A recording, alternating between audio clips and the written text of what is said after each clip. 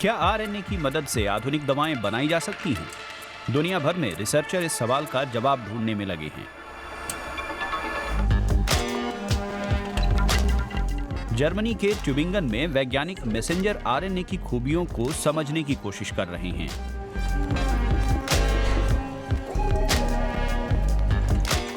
ये अणु शरीर को ऐसी क्षमता दे सकता है कि वो खुद ही अपना इलाज कर ले।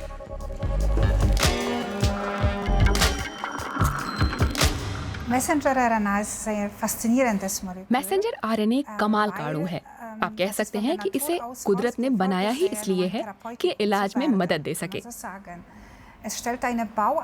यह हमारी कोशिकाओं को मॉलिक्यूलर ब्लूप्रिंट देता है और उस पर चलकर हमारी कोशिकाएं किसी भी तरह का प्रोटीन बना सकती हैं।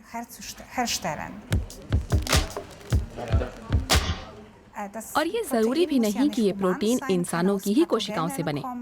ये बैक्टीरिया और वायरस से भी बन सकते हैं। यही वजह है कि मैसेंजर आरएनए का इलाज के लिए बेहतरीन रूप से इस्तेमाल हो सकता है।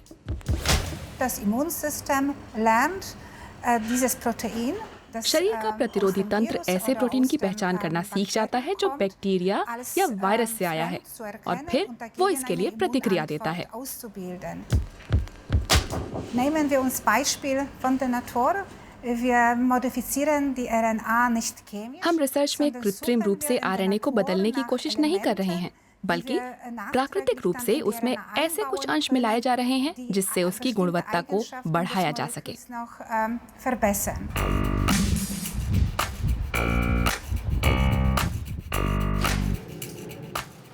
रिसर्चर कहते हैं कि इसमें बहुत संभावनाएं हैं।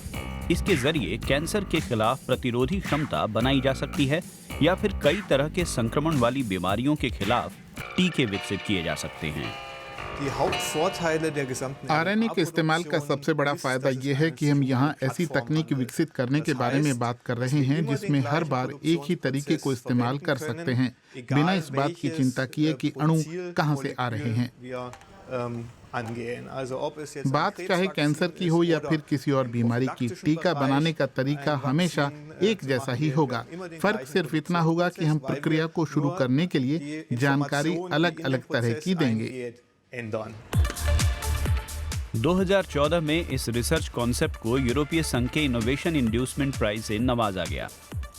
ये पुरस्कार उन रिसर्चरों को दिया जाता है जो विज्ञान की दुनिया में कुछ समस्याओं के नए हल खोजने में जुटे हैं।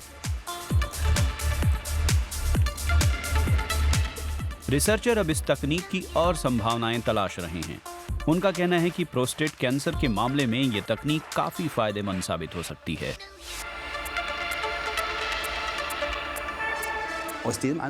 ये तकनीक बस एक शुरुआत है। हम कई दिशाओं में आगे बढ़ सकते हैं। संभावनाएं अपार हैं। अब बड़ा सवाल ये है कि इसे उत्पाद में कैसे बदला जाए। हम बाजार में दवाओं को लाना कब से शुरू कर सकते हैं?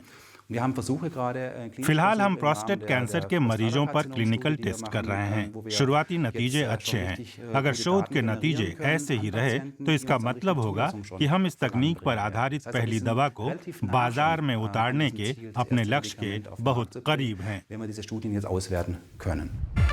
इसके बाद ऐसी दवाएं और टीके बन सकते हैं जिनके लिए फ्रिज की जरूरत नहीं पड़ेगी। खासकर फेफड़ों के कैंसर के इलाज में ये अहम साबित हो सकता है।